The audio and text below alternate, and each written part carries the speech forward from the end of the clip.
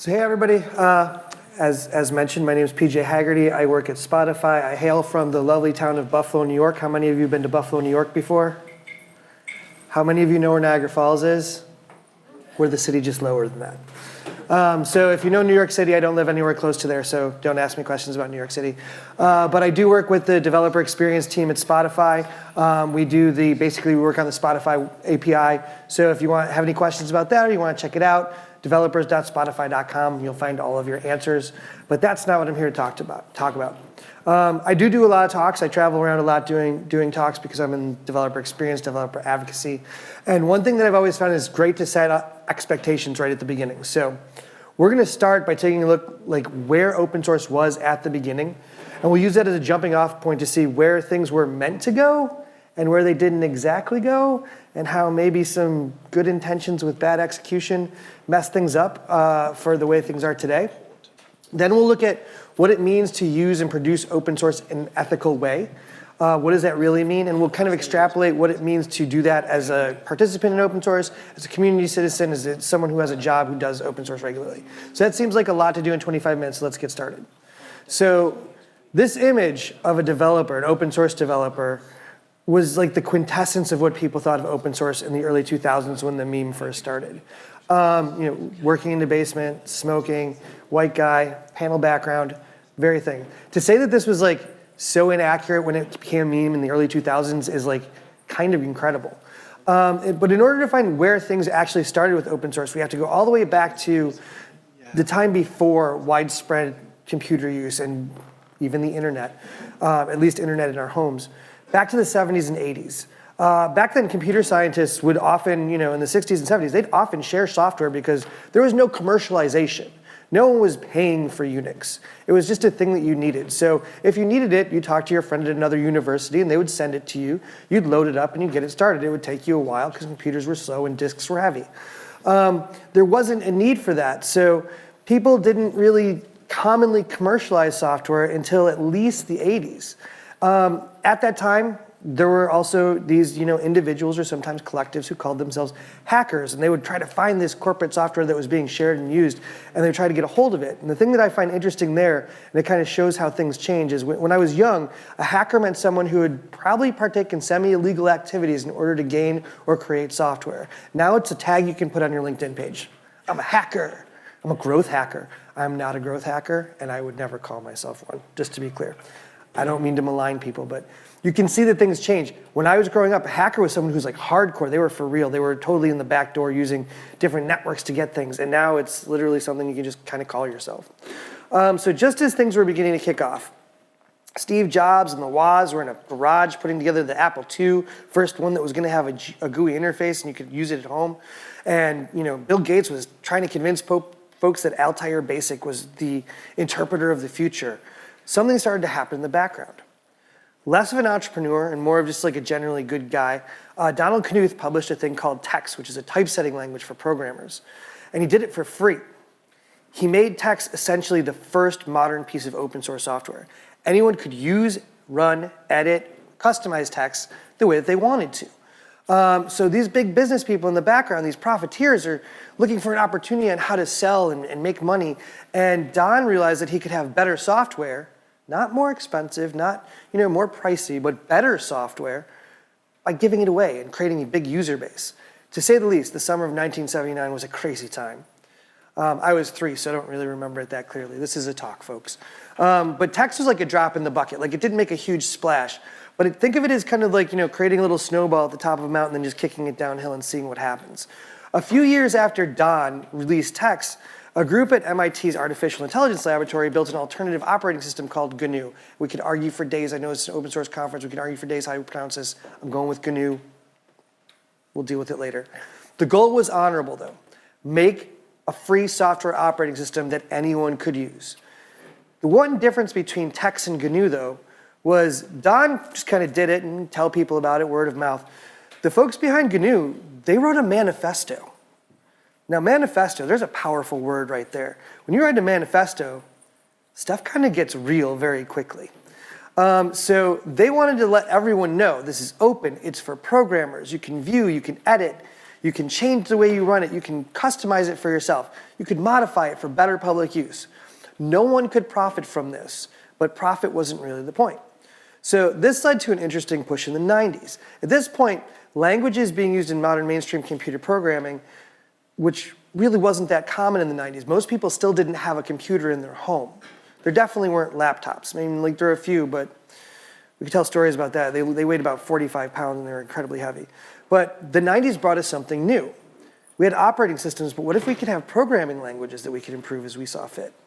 So again, while Microsoft is writing the foundations of Visual Studio and pushing languages like C++ and Visual Basic because it made the money, and Apple's starting to create this empire of weird hardware, making computers that kind of look like bowling balls, but they're translucent, and everybody's like, that's cool. I can play Oregon Trail on a powder blue bowling ball.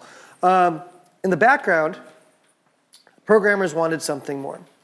So the arrival of Linux and other alternate OSs like Norton Commander, did anyone use Norton Commander? I still love Norton Commander, it's the best. In 1991, it meant we weren't tied to our operating system as soon as we purchased a machine. We didn't have to use Windows 3.1, which also meant that we could look outside of the proprietary languages being used in the corporate environment. Ruby was conceived of in 1993 as a language that made programmers happy. That was the goal. As the web became a major player in the market, we got a way to build that with PHP. Both of these were built on a thing called Perl that Larry Wall built in 1987. So we're already starting to see, like, there's big growths in computer languages. Why would people want open source languages? But it's weird to think that 3 of the most foundational open source languages, all 3 still in heavy use today, started in the late 80s and early 90s.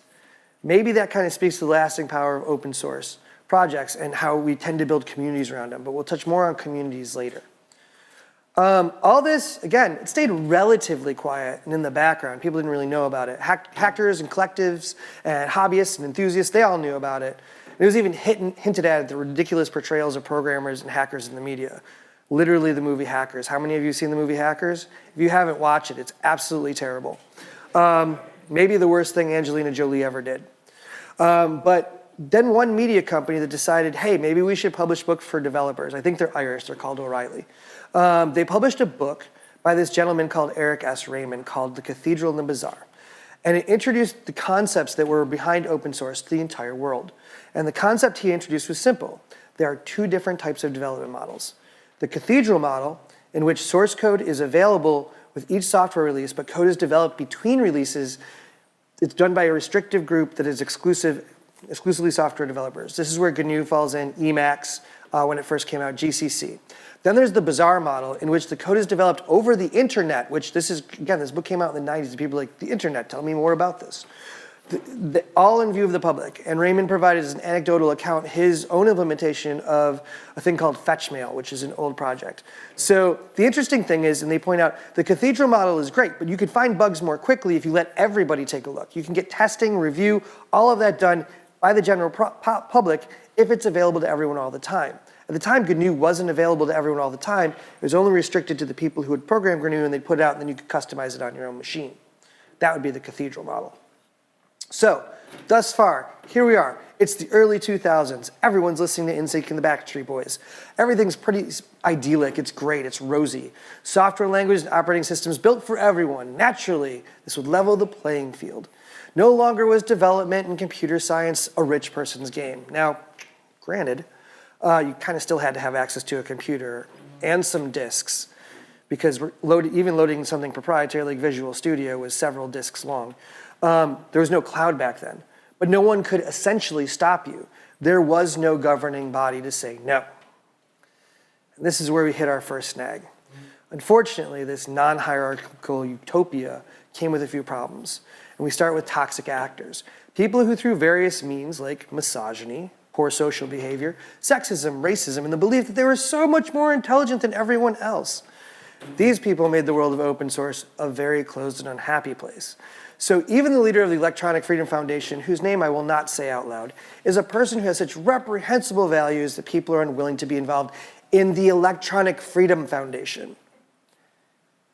That kind of says it all. In fairness, some of these people pictured and others that I don't have pictured have learned from their actions. They're really only one of the ones pictured has moved the needle and only a little bit. These people made it super hard for people to get into open source. They believed in the meritocracy. We talk a lot about the meritocracy. And it seems the first merit was looking an awful lot like yourself and sharing the same, often narrow worldview. That is not a great way to build a community. Luckily, though, to counteract that, most of the world moved on. We didn't want the concept of the benevolent dictator for life. We didn't need that model anymore. We don't need the direct creator of a library or a package manager or a language even to be involved. If they become a distraction, it's not worth it. At the heart, we build software. Whether that's web applications, mobile applications, operating systems, DevOps scripts, doesn't really matter. Whatever it is, you tend to, especially in open source, build a community around the thing that you've built. Not just users and developers, but people who really care about these things. And when we participate as much as we wish. But we need to do it in a way that keeps the gates open for people who come behind us. And that's what kind of avoiding that benevolent dictator model helps. I do feel like I'm saying everything the opposite of what Matt just said in his talk. Like many things that are created by communities, though, there was initially no way to govern any of this. Windows OS came with an end-user licensing agreement that's as long as my legs. And I know I'm not tall, but my legs are long enough to be a long EULA.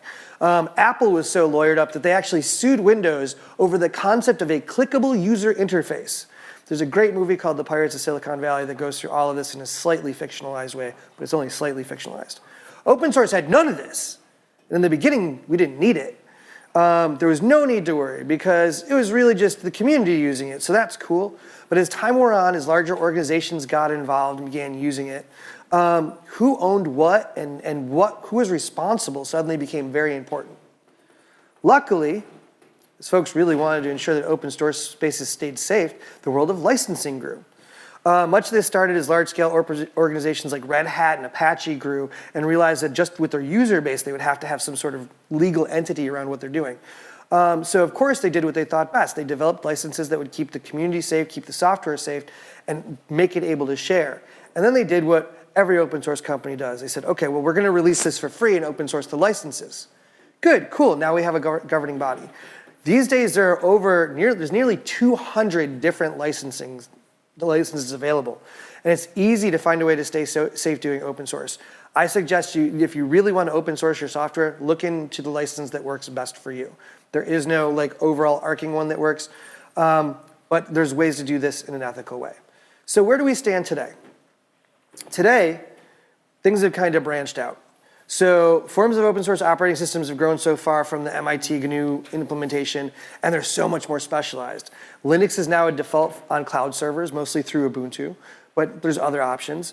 GUI desktops in Linux are so common more than ever before that the linkages with standard Windows programs, so-called, are clear. It's super easy to use. Unlike 20 years ago where, and this might be an Americanism, but you could buy the store brand cereal or you could buy Kellogg's cereal, and there's a difference. You know there's a difference in that store brand, but it works basically the same. Now it's very difficult to tell the difference. It's not that big a deal.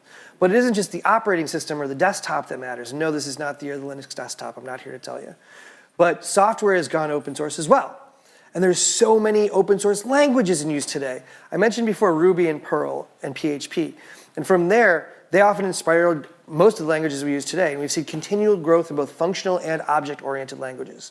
Things like Elixir, Haskell, Scala, Erlang, Go, Rust, Python, TypeScript, R, and Kotlin, along with Ruby, Perl, and PHP, are the most popular programming languages in use today. I could just probably spend a half hour going on about the different flavors of JavaScript that people are using regularly. And no, many of them are not necessarily shiny and new by our 2023 standards, but at the same time, they've gone from being used by enthusiasts and hobbyists to being part of code bases for some of the largest corporations in the world. And a major reason these languages have bumped up and the operating systems have flourished is an ecosystem of companies that need something that they can build sturdy, ready for production, low overhead, and right now. And I'm talking here about startups. And I won't go into some of the negative aspects about startups, that's for another talk, but I will say without the startup culture, a lot of these languages would not have grown past the mid-aughts. it just wouldn't happen. These companies often embrace open source because it gives them the ability to build an MVP, which is awesome. They can do it without worrying about, they have to worry about the licensing, but they don't have to pay for an IDE. They don't have to build in a specific ecosystem. They don't have to worry about like a special corporate license or an EULA that's going to get them in trouble. Anyone with a machine can build stuff. And again, I'm not trying to like glorify the one person in a garage can do anything. But like the idea is there. You can get something started fairly easily, and it grew from there. Of course, whenever startups do things, giant corporations start to take notice. Some of the largest in existence are suddenly the home to open source. Sure, some are only that way because they made purchases, and that's okay. But if anything, the fact that those large-scale corporations were making purchases to be part of open source shows you the value. When the old guard says, okay, this thing that we've rallied against for the past 25 years, we're going to start thinking it's important. When I heard that Microsoft was going to buy GitHub, I was shocked. I was like, they hate open source. They did and 2 months before that, they released a bunch of open source stuff. They started to send out the Visual Studio Code, the VS Code stuff, and things were looking crazy. When IBM bought Red Hat, I damn near fell apart. I thought, this is the end of the world. This is absolute madness. But it shows you that if these huge corporations care about it, they care about open source. They want to open source things and make the community a better place. Awesome. If they can do that, why can't you? And I say that in a very, I'm doing a talk at a conference way. I know it's probably not your decision. The biggest shock was when government agencies started using open source like crazy. The thing that was most amazing about this is not so much that governments are using it because it's pretty cool. I don't know if you know, but something like 70% of all systems in Sweden are open source. Any citizen can log in, grab the repo, change the healthcare system to make it more accessible, and if their PR is accepted, they've actually contributed back to their own society. That's crazy. But the interesting thing is it's not just the people that are giving back. The government agencies themselves are contributing hugely to open source projects. Some of them are the largest contributors to open source in the world. Now, let's pause for a second here because you may have caught the title of this is ethics, and you may have caught the fact that the Department of Defense is on this slide. So that's a whole other ethical issue. I'm sure people are always cool, like, NASA's using open source. That's rad. The European Space Agency, yes. Because how many of us got into this because we thought computer programming would lead us to going to the moon at some point in time? I thought I'd at least get a ride on a space shuttle. I am not that kind of white people rich. Sorry. But it does become a difficult ethical stance when you're using the same project as someone like the Department of Defense or a police agency that's using the software to oppress people. So that's a judgment call. You have to find out more about your projects. It's not as simple as looking at something and saying, yes, that's for me. Sometimes you have to analyze a little more deeply. Before the big reveal on how to leverage open source in an ethical way, we first have to define what we mean by ethics. And here's a generic definition.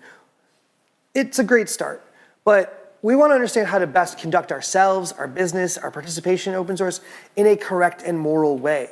Often, our culture kind of invades that sense of morality. We have our personal sense, but then there's also corporate initiatives and big statements, mission statements. They say things like, we're here to make the world a better place. I don't know what the hell that means, because no company I've ever worked with has really made the world a better place. Spotify does, though, because we give people music, and that's pretty cool. But how can we avoid some of the potholes in participating in open source ethically? And one of the biggest parts of consuming open source ethically is giving back. So a lot of the companies that I mentioned earlier, both big corporations and tiny startups, have an issue here on what does this mean. Giving back can take so many different forms. Sometimes it's as simple as improving the ecosystem to make life better for other users of the open source project. Better community, building a better community, providing some space for a meetup, something like that. And there's also nothing wrong with paying. Now, some of you who are paying attention to the slides might say, PJ, you've put pay open source developers on that slide twice. Yes, I did. Yes, I did. Because that's the most important thing. And while those things get you started, you'll need to continue to focus on being a good citizen as an organization, not just as an individual. There's often expectations that we put on developers that are unrealistic. You should never expect a developer who's worked 40 hours a week to then spend 10 to 20 or 40 hours coding for free on an open source project. That is a ridiculous expectation. Forcing people into participating will never create a good environment. It doesn't help the community. It doesn't help the developer. It's a setup for failure, and it's a guaranteed road to burnout for the individual. Also, when you're building a team of developers, don't try to convert someone into being an open source contributor. Some people prefer to think of coding as a job, and that's okay. There's nothing wrong with that. You can't force passion. There's nothing wrong with focusing on development as a 9 to 5. Different attitudes towards work are required to get a better product and build better things. If someone makes it clear they don't want to join a community, let them work on their own. One of the best ways to be a good citizen, and you'll notice this is back to those 2 things that I had on the slide earlier, is to donate to the cause. This doesn't mean paying to play. A lot of people confuse paying for open source as paying to play. It's not the same thing. There's lots of ways to do this. You can contribute to organizations to pay open source developers like TideLift and Open Source Initiative. They help open source maintainers get paid. You can bring developers on your team as staff. That's something we did when I worked at a company called Engineered a few years ago. We were like, how can we help the Ruby community? Hire them, give them jobs, and then tell them, just maintain that thing. Just maintain it. You maintain that helps out our customers in the end. It all pays off. Think of it as sponsoring the project to ensure the ecosystem stays the way you like it. Open source projects are often maintained by individuals or small groups. I think we all know that. Even larger projects might have a governing board. You using an open source project as part of your product build does not entitle you to special access to these maintainers, especially if you are not providing them with any form of a paycheck. Even if members of your team are core contributors, your organization is in no way entitled to getting features or fixes simply because of your user status. The project is for the people, not just your people, but anyone currently using it, anyone who's ever used it in the past, and anyone who might use it in the future. Of course, the best way to participate in open source is to open source all the things. Maybe you have an auth system that was really cool and novel, open source it. Maybe you had a cool DB connector, open source it. Anything that is not part of your core business logic should be open sourced. It's who it's for. Spotify, we have a whole team that's dedicated to open source work. We believe no one should be forced to do open source work outside of regular business hours. Being a global distributed company, sometimes regular business hours, no one knows what that is. We're currently working on metrics and things so we can learn how to bring more people into our open source projects and open source more of the internal closed projects so that more people can use them. Before you decide on how to get involved, you kind of need to understand what's intuitive to a project, what makes sense for your company or your personal, what you're doing. Not everyone can be ready. Sometimes you have to find out if a thing is viable. Does it hold up your standards of having a contributor covenant? Does it agree with your company's code of conduct? Do you understand all the components before you sponsor a meetup? Find out what level of participation is viable before you just jump into a tool simply because it meets your needs right now. There's also longevity. How many people remember the left pad situation with Node.js a few years ago? Yeah, entire repositories, entire products were taken down because one guy was like, I don't feel like doing Node anymore. I'm going to take this out of the whole packet, and then destroyed everything. You need to find out what's going to happen if a project gets abandoned. How important is it to your business logic? How important is it to your project's success? If it's integral, find out more about how to get involved in that project because not all projects last forever. You also need to figure out how much you want to participate. Do you want to be someone who maintains that project? Or do you want to kind of focus on more of the aspect of building the community around the project to keep that going? A key way to find out if an open source project is successful or if it's doing well or has good longevity is to look at the community around it. I've mentioned Ruby a few times. I was a big proponent of the Ruby community forever. And it's interesting because a lot of people, you'll see articles, Ruby's dead, no one uses Ruby anymore, no one knows what Rails is, it's just for boot camp students and things like that. Yet they still get 1,500 people every year at RailsConf. They get 800 people every year at RubyConf, and they keep those numbers at those numbers so that more new people can come and get more information. That's a thriving community. The fact that they sell out every year tells you it's a thriving community. It's safe, it's stable. So keep an eye out. And if you feel the need to step in, do that because that's part of being a good open source citizen. That's part of that feedback. So to wrap it up, we kind of see where we started with humble beginnings, going back to all the way to the beginning of computer science as a mainstream way of life. We went through the 70s and 80s and 90s, building on the shoulders of giants like Donald Knuth, so we could make a better world for modern engineers. We made some major slip-ups. We continue to make major slip-ups. Sometimes we forget that the idea is for the entire world to be a better place, not just our corner of it. Or just the people that look like us. We need to focus on bringing more diversity, more equity, more inclusion into the things that we do so we can actually build better things. We know we're now at least on stable ground. We weren't at the beginning of the 2000s. We can build the things that we build for everyone and share a bit of knowledge and code when we have the opportunity. I hope everyone sees this isn't some like anti-capitalist rant and free will and let the code flow and like hippie bullshit. But like this was a way of looking at open source differently than those who came before us, and in some cases, they put a bad name to it. Here's the part where I'm supposed to say something's like super inspirational, and it's the last few slides. I have to make it seem like I came up with this whole idea like on a Tuesday after a couple of beers, but I'm not gonna do that. My job was to lay out the facts. The inspiration's in your head, it's in your hands. To use a sports metaphor, the ball is in your court. I don't know what the sport is, I don't know what the ball is, and I don't know what the court is, but it's yours. Do with it what you must. But as you start to make that decision on what to do with that metaphoric proverbial ball, know that you're armed with the knowledge of what open source is, what it can do for you, and what you can use it for to make a better world. With that, thank you very much.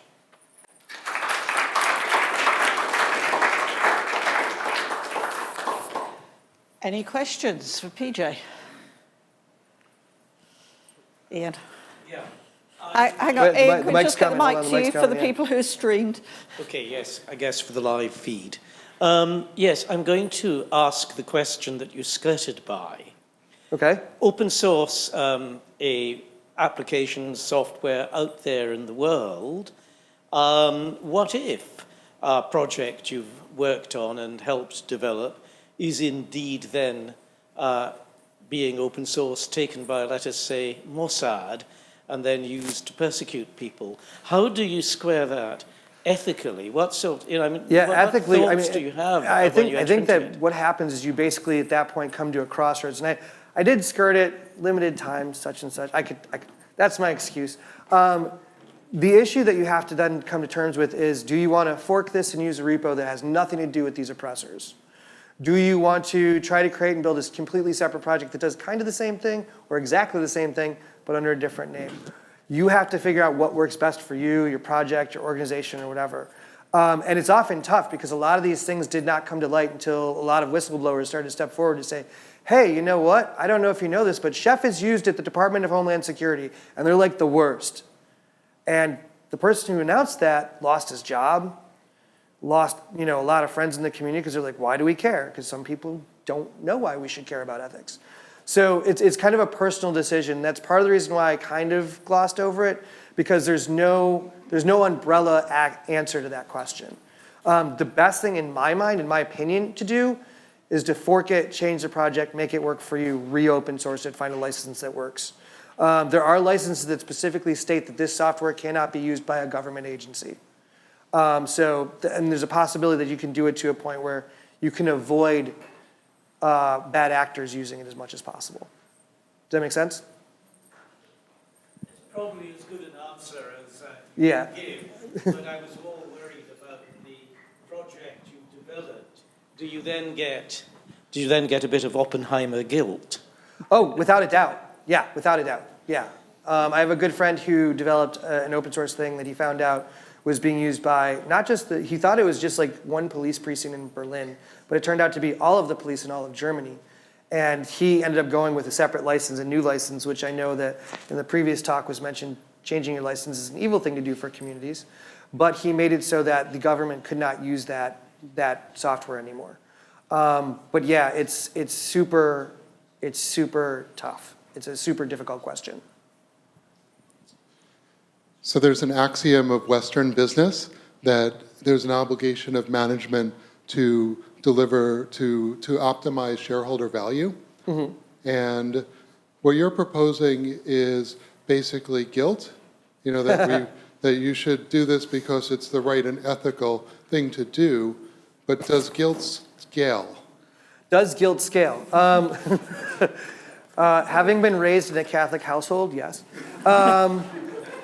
But in all seriousness, when you talk to your shareholders, when you talk to people, and you say, "Hey, listen, you don't give them the ethical." You're never going to convince an Elon Musk that going open source is the right answer. He doesn't care how much money does it bring us, and the answer to that is, well, you see, if we open source it, there'll be more developers in the community helping us to build the product for no money whatsoever, and therefore open sourcing is the better answer, shareholders.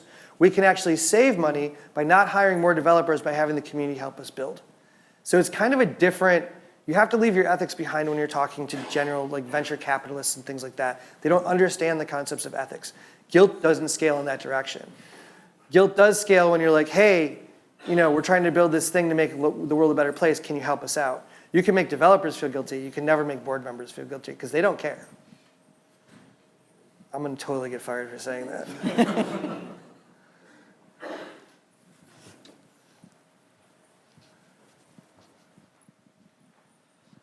Is a project still open? Oh, go ahead. We have a Canadian standoff. Is a project still open source if you're restricting who can use it? So for context, I work for the Met Office, a UK government agency. Is it still open source if you're restricting the people who can use it? Yes. It's open source. It's not open to everyone. The reason why that has to be a thing is because of the things that we've seen over the past 10 years. Things like the situation between Elastic and AWS, where a corporation totally abused the license and they had to change it so that they could make it for developers again and not for Jeff Bezos. It's unfortunate because maybe I should have done this talk 20 years ago and maybe some people would have picked up on it. But open source has to have those guardrails. If it doesn't, it does completely get out of hand. And that sucks. And I totally don't agree with it. But it's the only way to kind of keep the bad actors out. In some ways, like having a conference these days without a code of conduct, you wouldn't even think of it. So we're sometimes restricting access to keep out bad actors is something you have to do. Well, no, I'm sorry, that's not open source. So I mean, if you have clauses that say that anyone cannot use your code, it's not open source, it's not free software anymore. And I mean, as much I... Then what is it? Yeah, it's closed software. I mean, because it's not, again, the words are open source. The source is open, the code is open. No, I'm sorry. There have been decades of discussion around that. It's open source if it has a license approved by OSI. And explicitly that includes Freedom Zero, so that the software is free. Because maybe, I mean, some of us maybe don't have a problem with governmental agencies, but maybe have it with surveillance companies. Sure, and that's why I say it's a personal decision. Yeah. But if we start making this exception, we destroy the projects, basically. We destroy the value of open source. So the value is exactly that everybody can use it without the developers being able to say, yeah, I like you and I dislike you. So then maybe instead of the license, we change the contributor, the code of conduct, because that would make people avoid it as well. I've got one more question. I'm just wondering whether business would understand risk rather than guilt. Oh, businesses 100% understand risk. So they'd spend money on risk. Most and of them. de-risking. Yeah. The thing is, and that's the interesting thing. Like, that's actually what prevents a lot of large-scale organizations from joining open source, because they feel that it is a risk to say, anyone can help us develop this thing. Because you can't bring, I mean, theoretically you could, but most people don't. You can't bring a community of open source developers and say, hey, we're talking about this, this auth piece that we built that everyone has access to. Let's get on a meeting and set up a roadmap and set milestones. You can't do that when your open source project has, 2,000 people working on it. No one's going to pay attention to that. So that's the risk that they feature on. You can't hold that again and say, listen, if we open source this and we don't support it and we don't have things going on, the builds are going to be slower. But I mean, that's just turning risk into guilt. So, Right. Thank you. Why don't you think there's broader adoption of ethical open source license, like the Hippocratic license or different licenses that say you cannot use this to create harm? The Kiwi Farms is a great example. Kiwi Farms is a perfect example. They're a troll farm. We can butcher and badger these companies like Cloudflare as much as we want, but they keep sticking to their horrible transphobic guns. But why is there not a broader adoption or an adopting like the Adobe or the MIT license so that at least use does not cause harm or go against human rights or something? Right. I think that boils down a lot of times to ignorance. They just don't have people who and I don't mean ignorance to those communities that are being marginalized. I mean ignorance to the way licensing works. They don't understand that there's more to it than just, hey, we're letting people use this. Like, they really need, at this point, if you really want to get a deeply specific, safe thing, you need a license, you need a contributors agreement, not a CLA, but like the contributors covenant is a perfect example. You simply need to say, we've adopted the contributors covenant. Now you've made a safe space. Anyone who violates that safe space can be booted. We have a code of conduct. We have a set of rules that we follow at this organization. That's all that's needed. But a lot of people are not, like, they're like, well, this sounds political. Politics is dangerous. We just want to make software. It's like, everything we do is political. Everything we do is political. But most people aren't going to realize that. So it's I shouldn't say it's ignorance, it's lack of education. Most people are going to use the Adobe license, the MIT license, because they have big names and everyone knows what they are. But like anything that's going to be like less clear or have kind of muddy water is going to be less likely to be adopted just because they don't want to spend the time looking at it. But why isn't there a move to change the MIT or Adobe license within those organizations or within tech? I think there is some movement, but generally, like you said, it has to be within the organization. Pressure from outside doesn't necessarily work. It needs to be someone inside the organization who takes up the cause and says, I'm going to fight for this.